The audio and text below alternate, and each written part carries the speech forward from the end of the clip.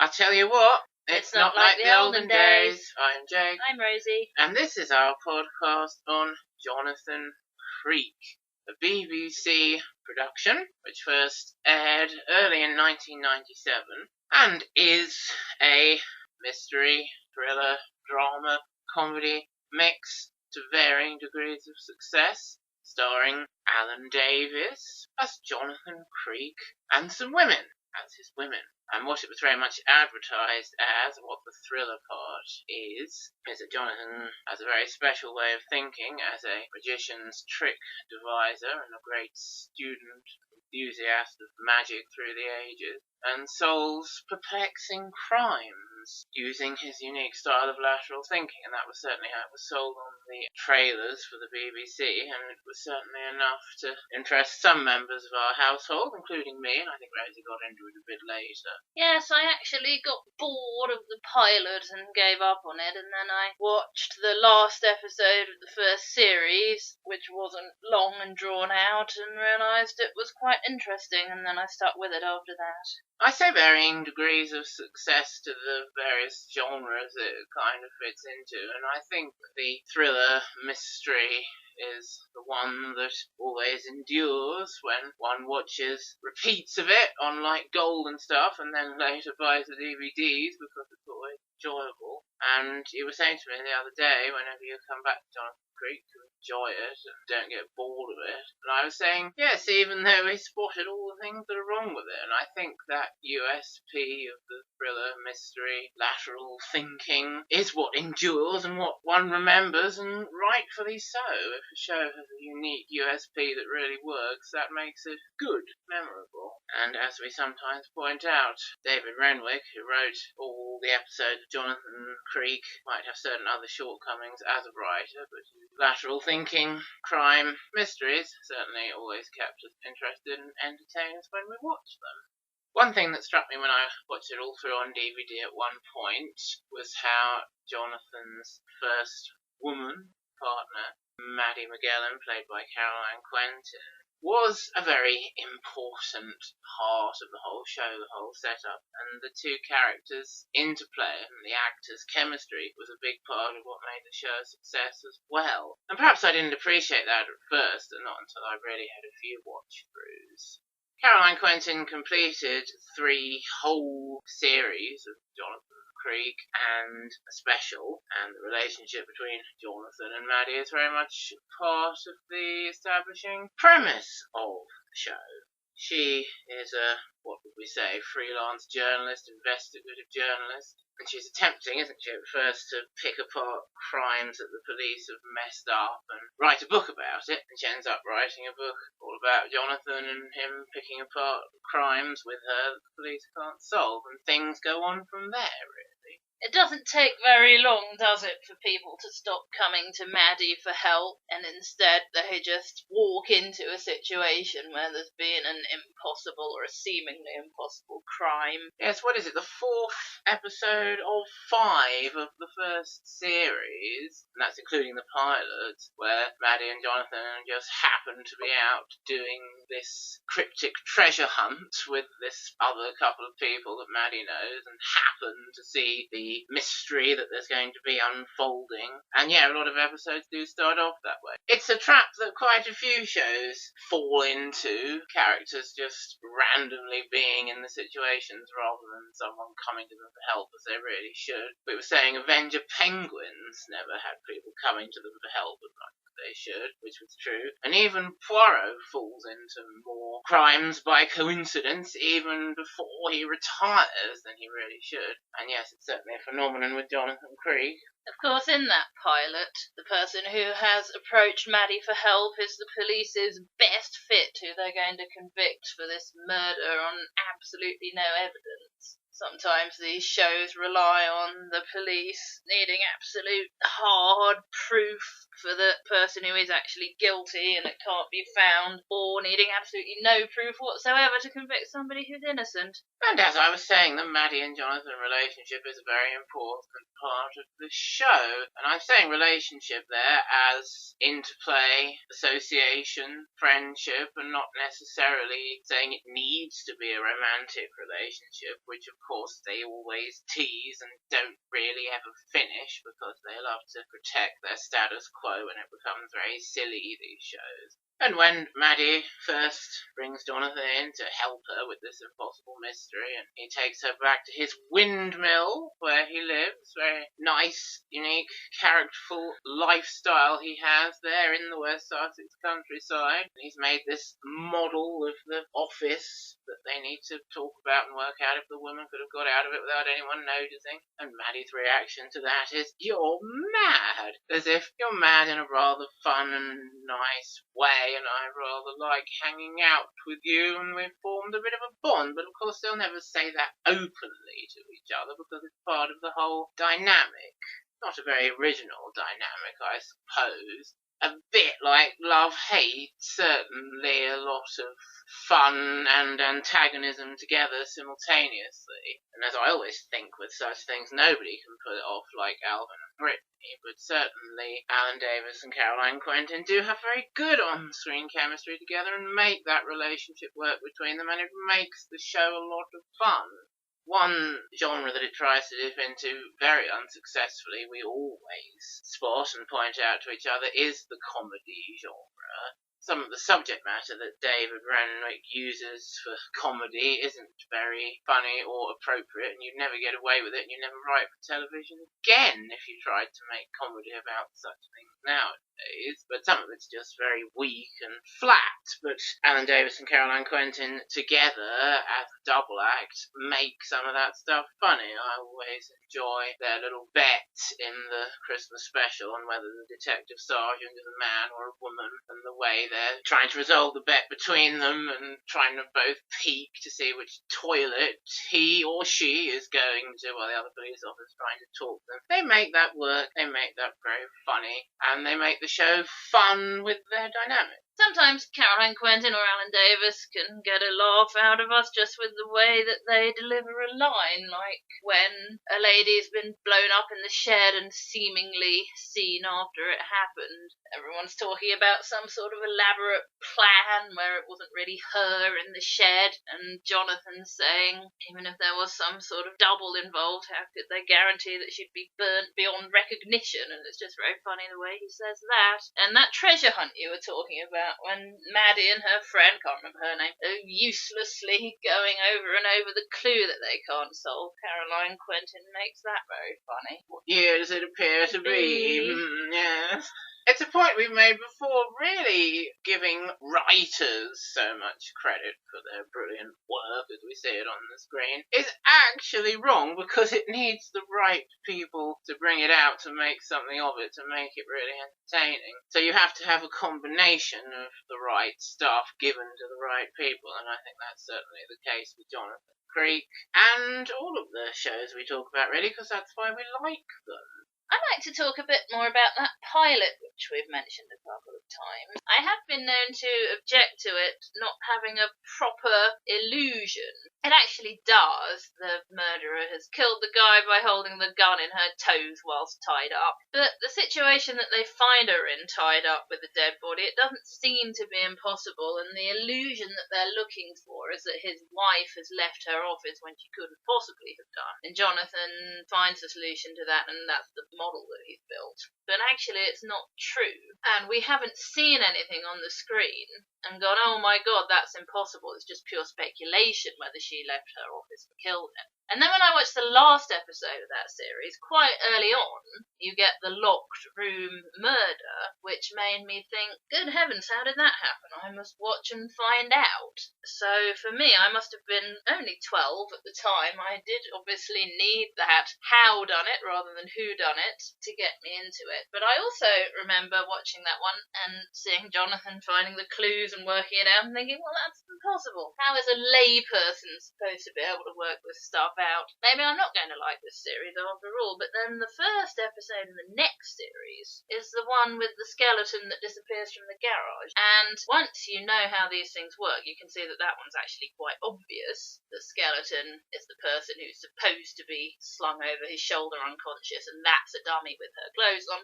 And Jonathan doesn't get to the scene of that crime for about half an hour because it would be so obvious to him. And Maddie's trying to work it out on her own. And you actually get quite a good lesson lesson when Jonathan is talking through it with her. What's our first deduction and that kind of thing. And you learn to look at the logic of it and what's possible and what must have happened. So you do learn, even if you don't get everything right, things like they must still be in the room, they must not have left the room in the first place, the lady in the shed must not have been blown up yet somehow when she got seen, and that kind of thing. So you can always at least get something right. It's quite satisfying, really. So I did get quite into it from that point on. One way we judge the success of an episode is, does Jonathan get it quickly enough? Is it being too thick, or do we believe the speed at which he works it out from how quickly he gets involved and or goes to the scene and starts thinking about it? And that is a very valid thing to wonder. And with things like the skeleton and the paint tins, they judge it correctly. He's doing something else, he comes on the scene at a particular time, Maddie's there first. And yeah, normally we believe that. There are some exceptions where we say, bah, Jonathan should have got that more quickly, because we've got it more quickly, or at least the main elements of it. There's one particular one, which we'll come back to in a little while, that I don't think he's really on the ball enough about. But of course, I was saying this time when we were watching a late season one, the one with the treasure hunt at the beginning, Roy Pilgrim and the disappearing girl, when Jonathan was sitting down and starting to explain it and saying, here was the main problem, how could both things be true? We were assuming everyone was talking about the same door, and we start to go, and I was saying to you, I really used to like that bit where Jonathan would sit down and start explaining it, and it would start falling into place in our minds. The reveal part is very important. Jonathan lays it all out for us. And that is the USP of the show, and as I say, it works really well. Whenever it seems like they are going to move on the Jonathan and Maddie romantic relationship, they kind of then take a step back from it. It's like Craig Bartlett is in charge of the whole thing, and perhaps he was advising David Rennick on how to handle Maddie and Jonathan, for all we know. But one thing they start doing in, like, season 2 is having other people they're interested in / having liaisons with that you know isn't going to come to anything. And David Renwick tries to get comedy out of, but fails sometimes, and that's all rather annoying. It's the go-to, how can we avoid resolving this Earth, isn't it? It happens to Daphne and Niles in Frasier. It happens to Miranda and Gary and Miranda. It's even why they developed Lila into the new Ruth in Hey Arnold, as we've said before. It's all the same basic phenomenon. And it's very annoying. And then in Series 3, they seem like they're kind of going in the right direction and taking a step forward finally when they spend the night together and then say, well, that was a mistake. Oh, no, maybe it wasn't. And then in the next episode, they have this whole thing where Jonathan gets Maddie out of the hostage situation with his cards as weapons trick that he's learned from the book that Maddie gave him. Shows how they know each other very well by now and have become a team and support each other, back each other up in many different ways and complement each other. And it's very forgivable for one to think, well, if Caroline Quentin had come back after that point at the end of Series 3, perhaps they would have developed the relationship further. But what did happen next was a Christmas special in 2001 called Satan's Chimney, which Caroline Quentin was not in, but obviously the initial draft of the script, or perhaps the first couple of drafts, had Maddie in it, and she was supposed to be in it and was developed into this new other woman for Jonathan, Carla, played by Julia Sawalha in the end. But it's one of those things where it's very obvious poking through that this was written for another character, and it's a phenomenon we've talked about before, particularly with Grange Hill, I remember. And it seems in that one, probably they're not really trying to resolve their relationship, but still dancing around each other quite a lot. So David Renwick probably would always have shied away from actually resolving their relationship as an aspect of the show, and I'm sure the BBC encouraged him to do it. And it is something that can spoil a show, making someone a couple when you shouldn't, like as told by Ginger, you always say. And Kim Possible. So it's something you've got to be careful of, but once it's been going on too long and you've had too much burst, you've got to do something with it. Like Hey Arnold. Otherwise it just gets silly. And I suppose, in a way, for the sake of prolonging the show and giving Jonathan with the woman, it's not a bad thing that Caroline Quentin was replaced there, because they got to do it all over again with Julia Sawalha in new, more annoying ways. But at least it was with a different woman. I think we both enjoyed coming back and seeing Satan's Chimney after a couple of years, almost a couple of years, off Jonathan Creek. And I think the break did allow the show to come back somewhat refreshed. That one has two illusions, of course. A disappearing person from the room with Satan's Chimney in it, and a locked room murder, one of those classic go-to illusions. And I got that one, where the gun was in the axe with which an actor was chopping down the door of the locked room. I was using what I learned from Jonathan's lesson, what's our first deduction. No one could get into the room or poke a gun into the room any other way, therefore it must have happened when the door was being broken down, and what was poking through the door at any time? The axe, of course. So I was quite pleased about that. It took me quite a few watches and repeats of that one to remember how those two separate illusions are actually part of the same whole coherent story, and they very much are. The issue you get with Julia Sawalha's part having originally been written for Caroline Quentin, and you pointed this out and you're absolutely right, is that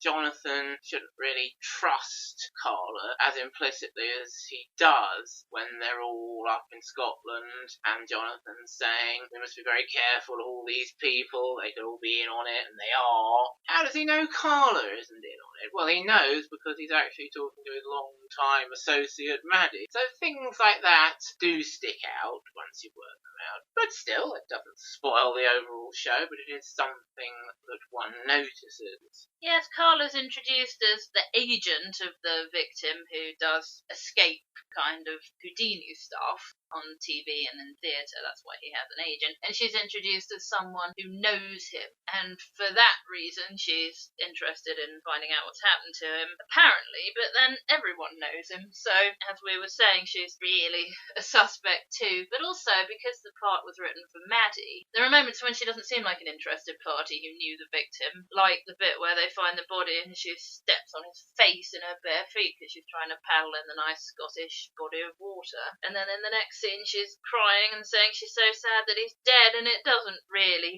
flow, does it, from one into the other? Yes, it's very much true. And we wanted Caroline Quentin's comedy reaction, didn't we? Stepping on the face and going, "Ah, Jonathan!" That's the one bit where you think, oh, that needed to be Caroline Quentin. Yes, because it was written for her. I do like Julia Sawalha. It's just that if a pod is written for a specific actor, that actor's the best person to do it, isn't it? And because we've been used to Caroline Quentin and she's been building up this relationship and this dynamic and interplay with Jonathan, it is more satisfying than the interplay that he has with Carla. But then Carla's good in her own way. And I was saying, wasn't I, she's very sensitive and nice to all the other characters and the people who knew the murder victims and that kind of thing. She's very gentle and sympathetic with them, more than Maddie would have been, I think. But then her relationship with Jonathan is very sort of snippy and unpleasant. And I think that's a symptom of David Renwick trying to do Erst all over again with a different woman, and he doesn't want to get them together, so he has them sniping at each other. And the other obstacle that they have,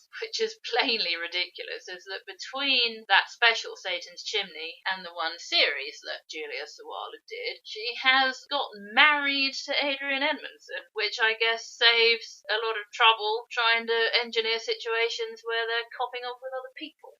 I suppose we must give David Renwick credit for the fact that the show is written quite cleverly and presented quite cleverly, and this will be something to do with directing and editing as well, so it's not all David Renwick. It's kind of like a Conjuring trick in itself. what we are shown and who we are shown and which body parts we are shown of various characters at various times doing various things tricks us or gets us thinking in a certain way that's perhaps going to not make us realise what's really going on as quickly as we might realise it. The example that springs to mind is Time Waits for Norman, isn't it? Where we believe that we've seen this character Norman, who we're going to see throughout the episode, leaving the airport. Oh yes, he's handed the lady his passport and now he's walking out of the airport. But in fact that was two different guys. We're very used to that kind of directing and seeing that kind of thing on TV. Oh yes, here's the person walking out of the airport and it's the same person you've been seeing.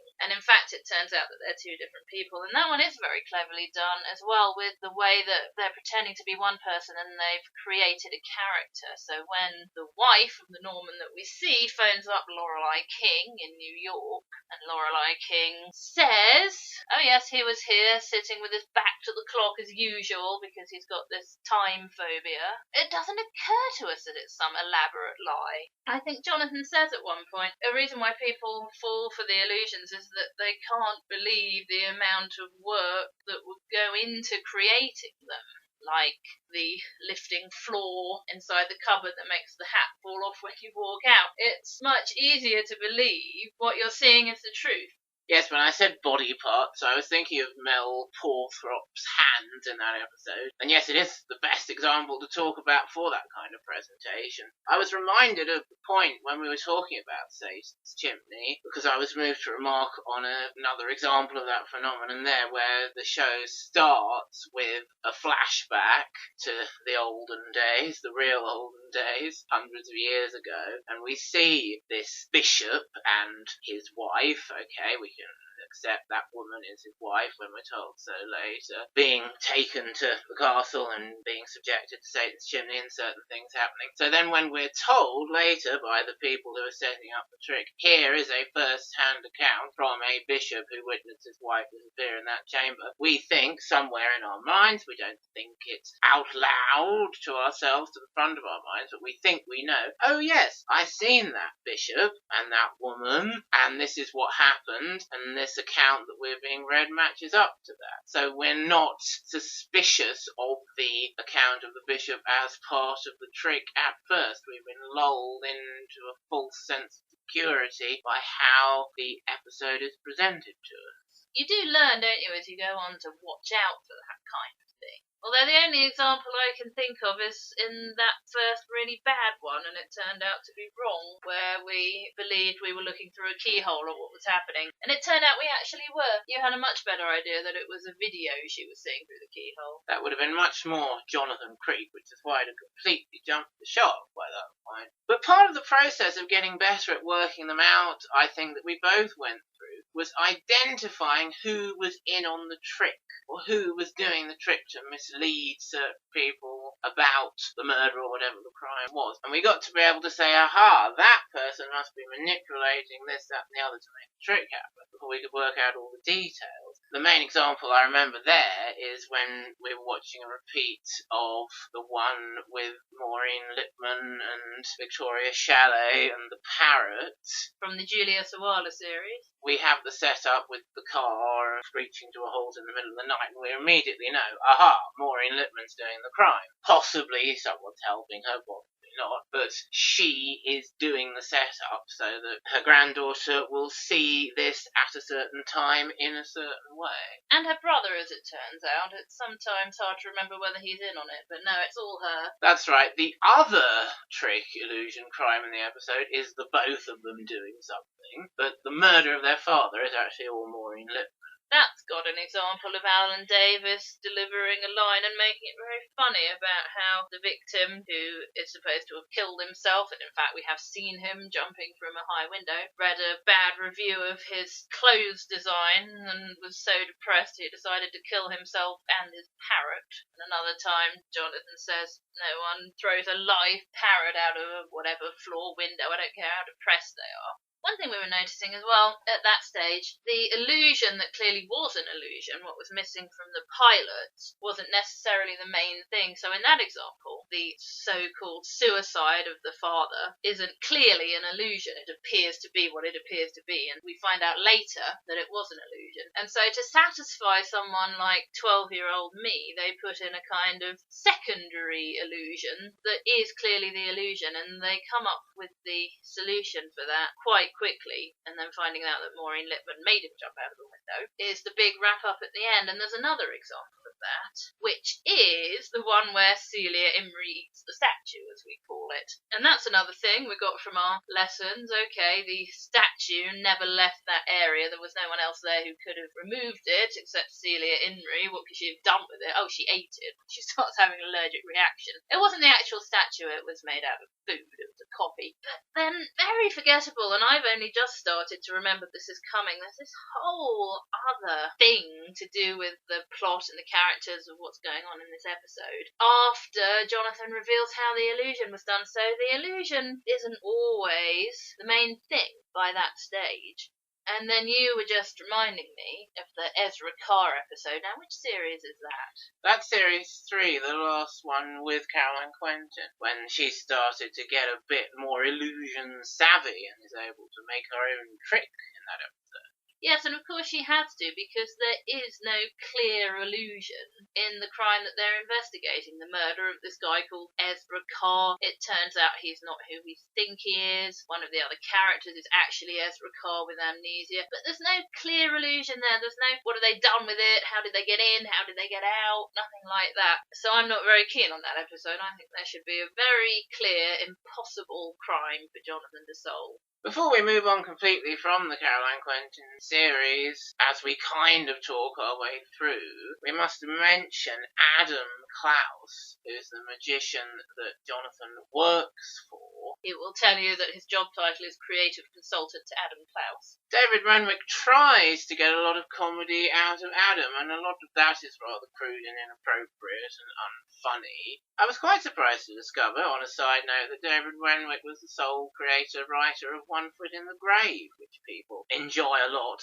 as a comedy series. We were having a quick discussion about that, and came to the conclusion that perhaps a character like Victor Meldrew, who's supposed to be a sort of inappropriate, old-fashioned, grumpy old git, is more suited to the kind of humour that David Renwick seems to like. Because in Jonathan Creek, it is rather inappropriate and unfunny. He's talking about, for instance, switching drinks with a teetotal virgin who would never go to bed with him if she didn't accidentally drink alcohol. I mean, that's not funny at all, is it? Which is a shame for the character of Adam, because Stuart Milligan, who plays him from 1998 to 2010, he really is Adam, is rather entertaining and plays the part rather well. I think he just gets given so much crap to deal with.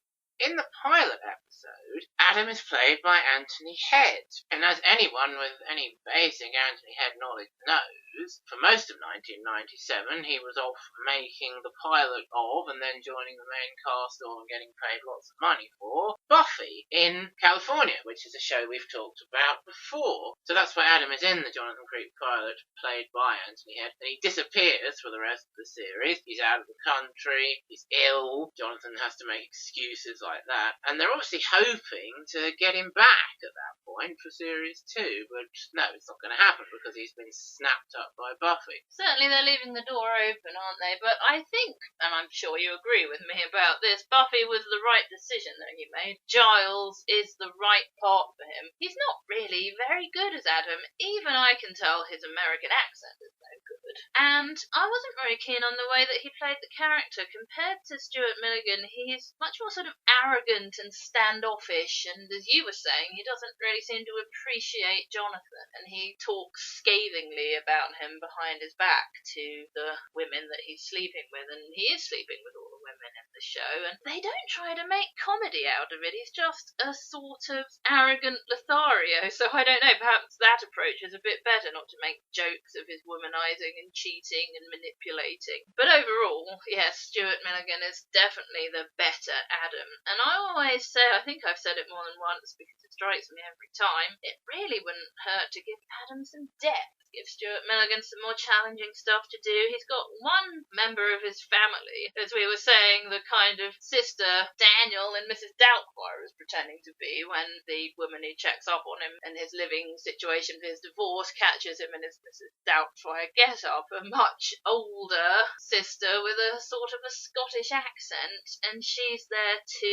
facilitate the plot, to be a kind of a joke, and the whole time Adam's just wanting to get rid of her and hating her being there and thinking that she's cramping his style. But I mean, suppose he actually had a sister that he cared about. Suppose he had some family and something was happening to them, or they needed some comforting or anything like that. He's just got absolutely no depth, and it's a shame that all David Renwick thinks he's good for is these rather inappropriate, unfunny jokes. Even in proper Adam, Stuart Milligan Adams, more fractious moments with Jonathan, and they do have them. You can tell that Adam likes Jonathan, appreciates Jonathan, knows how lucky he is to have Jonathan doing his technical consultancy and couldn't really get by without him. And that's very much not a vibe you get from Anthony Head, and perhaps it would have been developed into the part as the show continued, but I think Stuart Milligan approached the part from a much better place than Anthony Head did. So there we go, the right parts for the right actors. And yes, wouldn't it be nice if Adam did become more of a character, have more depth, more of a protagonist? I think particularly when they come back in like 2009, 2010, and Adam's still doing these silly, unfunny, inappropriate things. It's got very old and very tired by then, and perhaps it was part of the decision to cut him out of the show when it got all bad because they kind of ran out of things to do with him. But they hadn't really. They just stalled the character and not developed him as he should be developed. He could and should still have been a very important part of the show, which is a bit of a shame. But as we often say, the right actor can add something to a show, even if the stuff that's been written for them doesn't deserve for it to be so, and I think Stuart Milligan as Adam certainly goes on that list. So, resuming where we got to in the kind of linear run-through, as you mentioned, Julia Sawalha did complete one 6-episode series. It seemed like more because they had 3 episodes of it at the beginning of 2003, and then the other 3 episodes of it at the beginning of 2004. So she'd kind of been in the role for almost 3 years, even though she'd actually only done 6 episodes and the special. And I think, as I say, the show did benefit from that break. It doesn't benefit from arbitrary impediments to Jonathan and Carla's relationship, with Adrian Edmondson doing some different unfunny, inappropriate stuff. Adam's doing his elsewhere in the shows. But fortunately, that series has some decent illusions and is well worth watching. I always remember thinking about the Celia Imrie episode, which is the last one. Yes, they're kind of running a bit thin again here, aren't they? So it's perhaps not surprising we got a 5-year break after that. They do a sort of evolution of media, don't they, with Jonathan's sidekick. Maddie, as you said, is a journalist. She writes about him. She writes a book about him. And we were saying at one point, weren't we, that's clearly got some Sherlock Holmes influence. Jonathan's processes, brain worker, in many ways similar to Sherlock Holmes. And then Dr. Watson is the first person in the books, his sidekick who writes about him. So that was Maddie, and then Julia Sawalha's not on TV for Satan's Chimney, she's a theatrical agent, but then by the time we get onto her series, she's presenting some joke TV shows, like the reality Animal Farm show where Adam and other minor celebrities have to live in a pigsty, which is another thing, which is very poor use of him, but mainly she presents Eyes and Ears, and she does a rather amusing sort of Fiona Bruce impression, doesn't she, on this crime show, clearly influenced by Crime Watch, and once or twice she gets Jonathan on the show to explain how the crime was committed. So we've gone from print to television, and then the next stage, of course, is the internet, which is the medium of Joey Ross, played by Sheridan Smith, who was Jonathan's next sidekick. We kind of talked about that openly, explicitly, for the first time when we watched them on DVD recently, that progression, and it was a very interesting thing to spot. I think, like the vernacular language used by Adam and Russell in Butterflies, actually David Renwick, with his ideas of what is new and modern, is actually quite behind the times. Joey has a website, it's New Year's Day 2009. It's not that innovative and new a thing. She should be running some kind of live Skype paranormal investigation streaming chat forum thing rather than people visit her website. But it's as close as David Renwick can get to being current anyway, and it is an interesting progression, something that works to carry the show forward.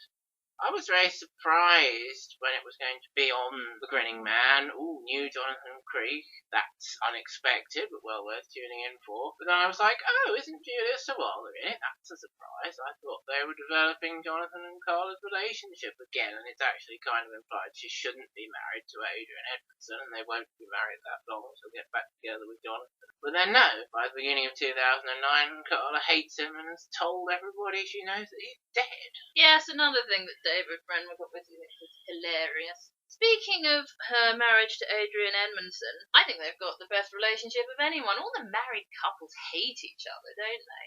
And the husband, or wife, but he's a husband, that I have the least sympathy with is the one played by Jack D in that Julia Sawalha series, because he cheats on his wife and is dissatisfied with his wife, but she's the one wife who's actually nice to him. Most marriages, it's a mutual hatred. And I do rather object to David Renwick's idea of a bad marriage. I think what he's going for is that Adrian Edmondson is not interested in Carla and doesn't realise or care that she's interested in another man, but the way I see it, he trusts her. He lets her have her own life. He's nice to her. So I think the portrayal of marriage in Jonathan Creek is another thing that's on the minus column. But yes, I was also kind of expecting to see Julia Sawalha, and then I thought, oh, she's left as well as she like Caroline Quentin. And I would just like to say, I do like Sheridan Smith, and I do think it was right to offer Julia Sawalha first refusal on any more Jonathan Creek after Satan's Chimney. I also think it's a shame that after Julia Sawalha didn't want to do it anymore, they didn't ask Caroline Quentin back, because I think she would have done it. I read that she left originally to have a baby, and I also read that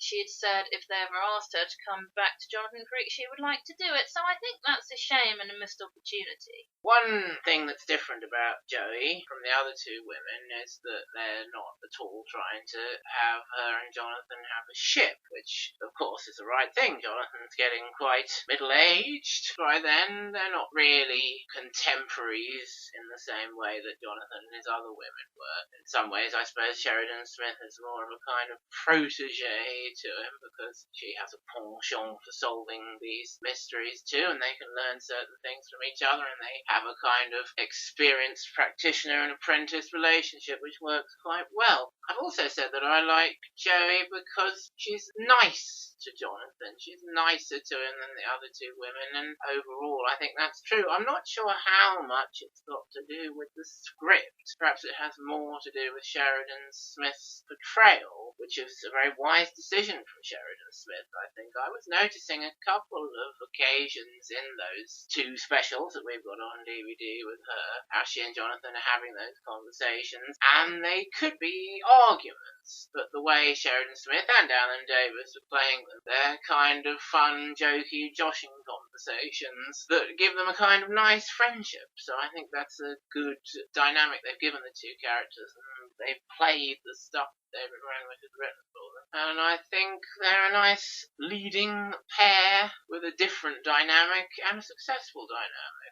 Yes, it's good to see something a bit different. She can solve things for herself, like when there's that bit of paper torn from a diary, STG, St. George's Day. It's not the date that everyone assumes it is. She gets that on her own. She comes up with some plausible theories where Maddie and Carla were coming up with absolute nonsense that Jonathan would immediately tear to pieces. But then so the audience don't get annoyed and say, oh, he's getting supplanted by some upstart. It is Jonathan in the end who solves controls the major stuff with more experience. She does say to him at one point in The Grinning Man, I'm way out of my depth now, when they've seen a young woman being killed and then seen a video of her with that day's newspaper. And of course that is all old hat for Jonathan, seeing people getting murdered and working out how seemingly impossible videos of them then exist. We were able to use our skills then, I think, weren't we? We were able to say, okay, so she was definitely killed, we saw it, so this video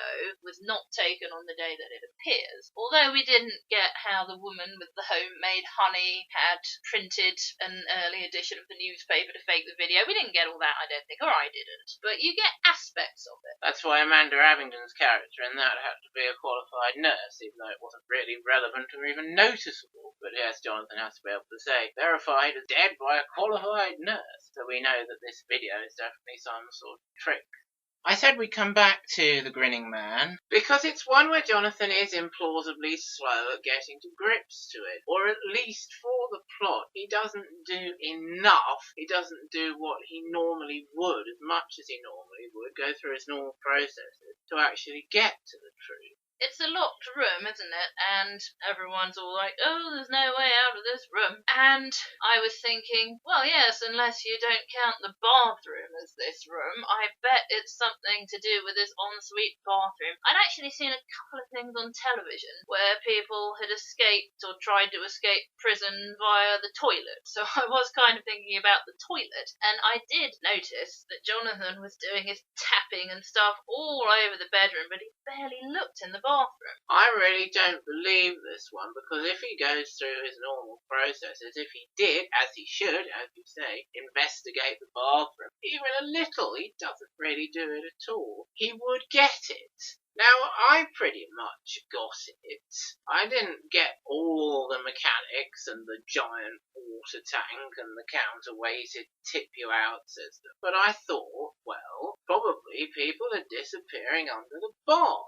It has like a huge wooden surround. You can't see the bottom of the bath standing on feet or something like you can with some baths. They're probably under the bath, and they were under the bath in the huge water tank under the bath, but in essence I was correct, because I thought the great big wooden surround could be hiding a multitude of sins, just like the furry green carpet surround that used to be on the bath in our grandmother's holiday cottage, which one day was being taken apart so something could be fixed, and all the Duplo people that we'd dropped down the back were recovered from within this bath surround.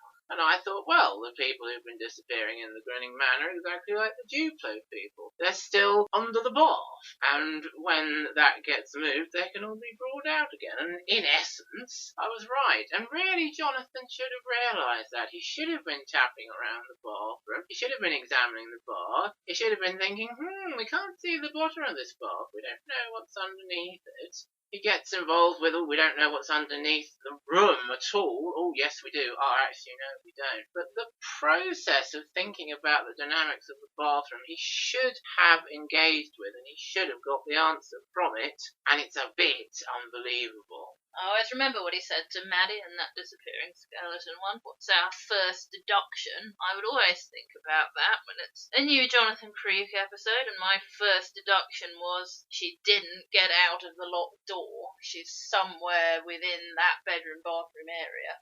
And then they came back the next year, 2010, at Easter, I believe it was on, Alan Davis and Sheridan Smith, and for the final time, Stuart Milligan as Adam, to do the Judas tree, which we enjoyed watching and working out and seeing the character dynamics of. These titles, by the way, must be the titles that David Renwick thinks sound good, although they're really very little to do with what's going on in the episode, which I find slightly annoying. But I may have got the crux of the main illusion in that one. She's kind of out of sight behind the gate. I don't know if I worked out that it was two separate people and they were setting up the housekeeping woman and killing another woman for their own revengeful purposes. I think I got that the gate was something to do with it. I course, that's one of those ones that's not a clear illusion. It appears to be what it appears to be. There's no how did that happen. So they had to have one or two other illusions. The disappearing house and a historical murder where a guy appears to drop down dead. It's because he's got hydrogen cyanide in his watch that she breaks the glass of by screaming. And also there were bits and bobs of illusions around the house because the people are trying to freak out very successfully, actually. The lady that they've got to come and be assistant housekeeper quite on purpose to set her up for a murder. There's a part I did get, the dedication in the book,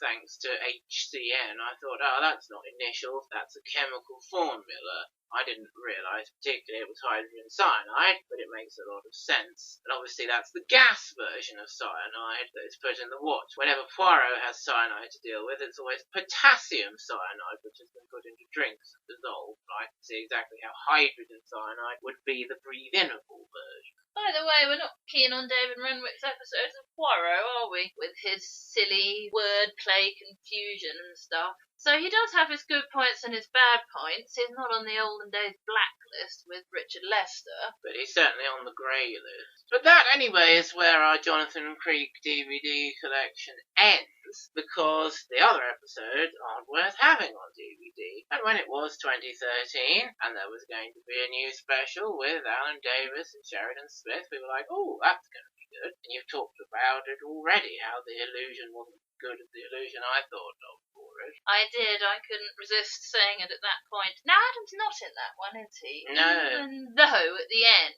they're doing this magic trick that I can't figure out, where they're chainsawing a tree, seeming to pass the chainsaw through Sheridan Smith. I can't work out how they do that. But it's not Adam doing it. They're just doing it for laughs. Jonathan has left Adam's service and left his windmill and his lifestyle and his whole character and become a city office worker and married Sarah Alexander. And it's presented to us as in that special, this isn't really him. This isn't the life he really wants. He's trying to be something he's not for some reason. And I find that very disappointing. I don't know why he's done it. He explains in the first episode, I think, the windmill's been in his family for 5 generations. He likes being there with his magic books and his magic studies and his magic tricks. And he will defend his lifestyle, not aggressively at any point in the series, but he will talk about how he's not a recluse and he likes his life and he's very pleased with it and comfortable with it. But then, apparently, oh no, he wasn't, after all. By 2013, he wants to grow up and get a proper job and marry some random woman who he hates and hates him, and that's very disappointing. Yes, you can't really come to terms with the character doing that, although some people can. They say, oh, it's character development. No, it's not, you say. It's a character transplant, and you're right. That's exactly what I say. Character development makes sense as a journey that fit in with the character as it is possible to understand and interpret it. I think really people are saying that and lying to themselves. Not the same character journey at all. But thinking about David Renwick's decision, we think it's partly got to do with, as we were saying, being totally stuck for inappropriate humour for Adam and not knowing what to do with that character. So remove Jonathan from him is the way to get rid of him. And the fact that they were no longer allowed to film at the windmill. Yes, indeed. Those are the two factors, aren't they? And what a shame that they came together and completely ruined the show, really. And as we were saying, you came up with a much better answer to the illusion. And also we came up with, and we were kind of expecting, a much better reason for Sarah Alexander to be there, saying this is my husband, Jonathan. We were both thinking, this isn't what it seems. He's an escort. She's paying him to pretend to be her husband because she's such a stupid woman. And I'd like to say now, I don't like Sarah Alexander's character, and I don't think I've ever liked a character played by Sarah Alexander, but that's not her fault. She's the kind of actress who casting directors think is suitable for the role of a total cow, and that's a shame because I don't think there's anything wrong with her.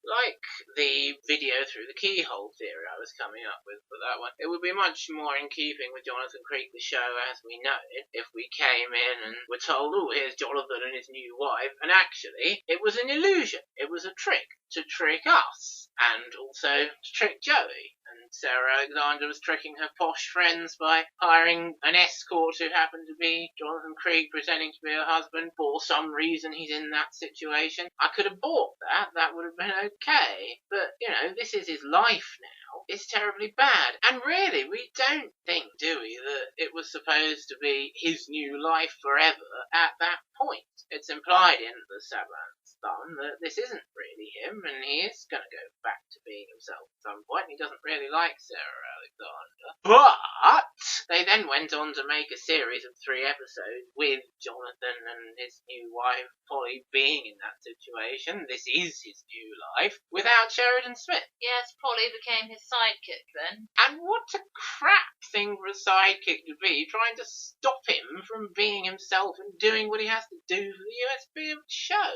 Yes, nagging wife sort of character. After all that, not moving things on with Maddie, making Carla be married to someone she didn't really like, so as not to move them on. I mean, I guess maybe they weren't very nice to him either, but then suddenly he's married the worst one of the lot, and the one that he doesn't have an emotional connection with. It's so weird. And it's a shame that that was the direction it took, because we do think that had Sheridan Smith stayed, as you were saying, they could have developed what they seem to be doing to start off with. But I do think maybe one of the reasons she left was the fan reaction. She was thinking, I'm now part of a show that all the fans have gone off and they've been really negative about the latest episode. Perhaps I better jump this ship. And it's a shame because she was potentially the one that could have saved it. That is a real shame, to see Jonathan with a sidekick who's actively trying to stop him be himself.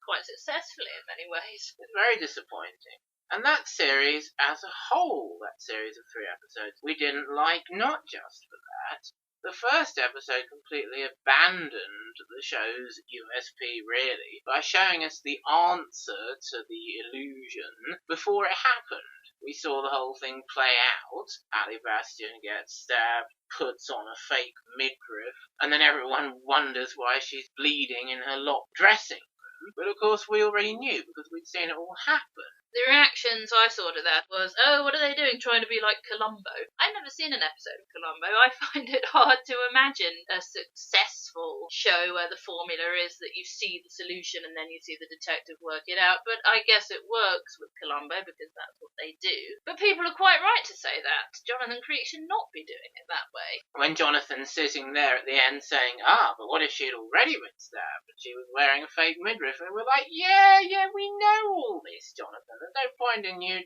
telling us in your here's the big reveal way when we already know.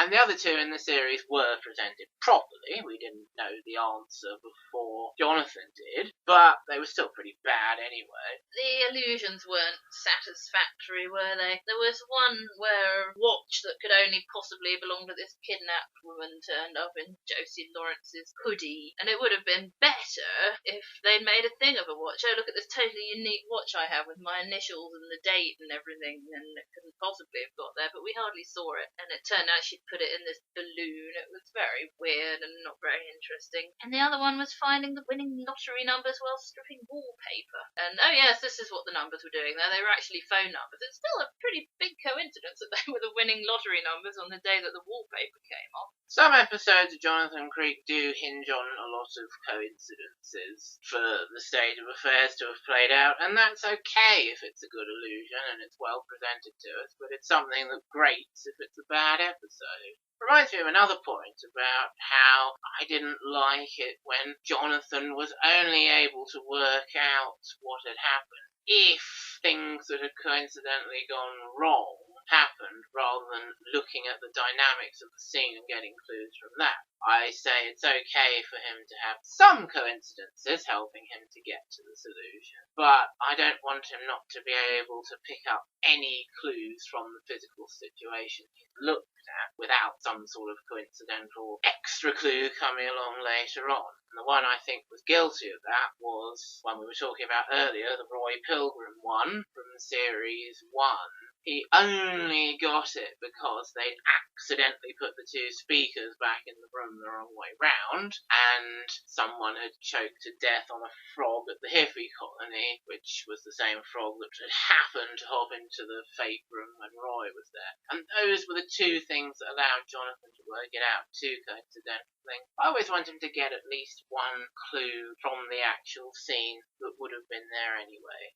Then the final episode they've made, and probably ever will make, was a Christmas special for 2016, almost 3 years ago at the time of recording this podcast. I remember agreeing with you, it was better than the series. I don't think that had anything to do with the characterisation or the interplay between Jonathan and Polly being any better, but I think the illusion was more satisfying, wasn't it? It was the one where you make someone fall into this pit of fire, but you've got on the wall someone chained up in this bed and they think that they're the right way up, so they think they're seeing someone flying across the room wall to wall. And again we came up with a much better solution. We were saying, oh, that's a way of faking your own death, surely, otherwise what's the point? But no, as you said, you use it if you really want to kill someone, but you want someone else to think you've done it magically. Not really a good enough reason for that whole illusion, was it?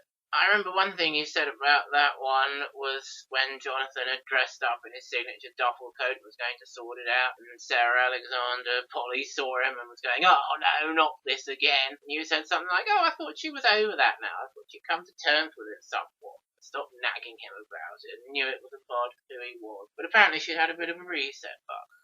And she did help him with it in the end, I suppose. Yes, they burned the guy to death in the fiery pit, didn't they? Yes, a guy who was after Jonathan for convicting him in the past or something. Yeah, it's not just for a laugh. And another thing you said about it, in response to Warwick Davis being there, was, oh, they've completely overdone the Creekophile guest character. And you're absolutely right. I'll tell you the truth, I've forgotten Warwick Davis doing that. I remember the first time it happened in that Exploding Shed episode in Series 3. That's my favourite one in Series 3. It's actually quite amusing, the Jonathan Creek fan club, and there's this one in particular who actually lives in the village who's following Jonathan around trying to solve the crime, not doing it very well. He's come up with this whole solution, whereas Jonathan says she's arranged for someone else to swap places with her, same height, same clothes, same appearance. For what reason exactly? That's quite a funny bit. So that works. And then in that one with Ali Bastian's midriff, which, by the way, is quite a good illusion. I would have liked to see that one done properly. In that one, there's a Creekophile who's basically the same sort of thing, coming up with these implausible solutions. But it's much less successful. They've really overdone the kind of geeky, nerdy aspect with him, and attempted to make him funny when he's not. Yes, and Warwick Davis wasn't the nerdy sort of Creekophile, but he was interested in Jonathan's work and had an encyclopedic knowledge of him and was involved in the plot in some way. But yes, another symptom of perhaps the show being very tired and having overreached itself, and perhaps we won't see any more of it, and that would probably be a good thing. A couple of other points before we sign off. I've thought of a couple of examples to mention of things David Renwick thinks are funny but aren't, like hiring a dwarf as a bodyguard. Hilarious in itself. Well, he won't do, he's a dwarf. But then to have him be eaten by a snake, and that also be a joke. And that reminded me of how David Renwick thinks it's funny for the conclusion of Bill Bailey's character, a kind of wannabe technical magician's assistant who's actually really bad. His final fate is being dragged off, as you say, to get murdered by the Russian mafia. And that's a joke. And the fact that he's helped the Russian mafia unwittingly to kidnap all these stage assistant girls into slavery, prostitution or whatever is also a joke. And it's very bad and tasteless and inappropriate. And it was actually interesting to spot on some deleted scenes of The Grinning Man how someone had realised that David Renwick was going too far when he'd made a joke out of a rape scene. It's Joey's friend, played by Naomi Bentley, who's the Miranda Gary obstacle. And we're introduced to Joey in the situation where she's saying, oh, congratulations on making this film. We're going to go and see the premiere later. Let's go to a party after. And in the final version, it cuts straight to them driving and going to the place where she's going to get tipped out of the bar. And then in the deleted scenes, it carries on and she's saying it was a really challenging role. I play this rape victim. And then it does what's clearly supposed to be a comedy cut onto her in the film being humped by a person with a really fake-looking Minotaur head on. And I remember saying, oh my god, that's totally inappropriate. And of course, that's probably the reason it was cut. Another reason I think is that it's a good 2 hours even without that stuff. But yes, that was the line, apparently, where David Renwick's funny jokes are no longer funny. Yes, if it was going to be at that point in the episode, cutting it for pacing reasons would have been a good idea anyway. But yes, someone must have realised that's completely inappropriate and not funny, and actually it's only an extension of what he'd been doing already, but as you say, it must have been the line. The final point I was reminded of when we were talking about that is Jonathan often will say he's not a magician as such, he doesn't perform tricks. He's a logician, he works out tricks, makes tricks. But that's not actually true, as one can spot while watching the series. He, as we know, is extremely interested in magic and performing magic and has made a great study of it. And he has developed a high level of skill as a performing magician, which he sometimes uses. Obviously, in the pilot, Caroline Quentin says to him, "Oh, do a trick for me." And he's like, "I don't do tricks." "Well, I'll just do this one." He set up this trick, knowing that she will ask him to do a trick, and he does the trick. But it's not only there. He does, at times in the series, perform little tricks to entertain the neglected child in the Bob Monkhouse episode. And when, in the Maureen Lipman one, Victoria Chalet asks him to perform a trick with a set of cards, he's got several go-to tricks he can do and impress her with. So he is interested in and skilled at performing magic, even though it's not his main job. So whenever anyone says, "Oh, he's not a magician," I think they're quite wrong. He's a magician in every sense of the word. He's made a huge study of magic, has a great interest in magic, understands, works out, and at times performs magic. So if that's not a magician, what is? Of course, something you were pointing out while we were watching it this time was that Adam sometimes appears to be completely clueless about magic tricks in general and completely relies on Jonathan to do his tricks, work out his tricks, understand what's really going on. And that's not quite right, is it? No, he should have and is often presented as having the knowledge that goes with the skills of a magician. And a very clear example is when he copies Hattie Hayridge's banana trick with Jonathan Ross on the Jonathan Ross show. He's had it done to him by Hattie Hayridge and he can see exactly how it's worked and he can copy it. But then at other times he says he wants to get the Queen to stick out her tongue and there's a stamp on it. He says to Jonathan, "How could we do that?" That would be a very simple sleight of hand, wouldn't it? I don't think you could get an actual stamp on the Queen's tongue when it comes out of her mouth. So if that's what he was asking, then that's no good either. That's much too naive to think that Jonathan could devise a way of doing that.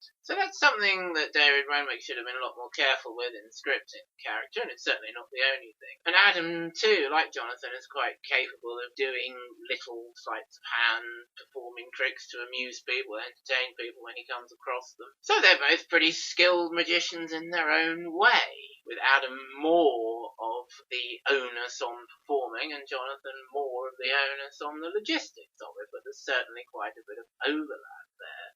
Of course, one thing David Renwick does start doing with Adam, which we didn't mention, is feats rather than tricks, when David Blaine was doing it. Of course, it's all really in one episode where Adam is trying to outdo himself with various feats, and they're not really going very well, and they don't really relate to the plot and Jonathan working out what's going on, although he kind of tries to make it seem like they do. And that's rather pointless and unfunny and uninteresting and disappointing for Adam, really. But yes, that's just one of several things about Adam that does misfire slightly and isn't one of the very best aspects of the show. But as the fact that you were saying to me, you always enjoy Jonathan Creek and are still keen to come back to it time and time again, does go to show there's plenty about the series that makes it well worth a thumbs up from the olden days. And so that thumbs up is now complete. But hopefully you'll join us again next time, which will be the final Sunday in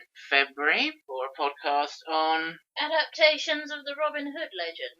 Delving back into some movies there, as we were doing earlier this year, and we'll be mentioning at least one TV series as well, I'm sure. So hopefully you'll join us for that, and until then, good night out there. Whatever you are.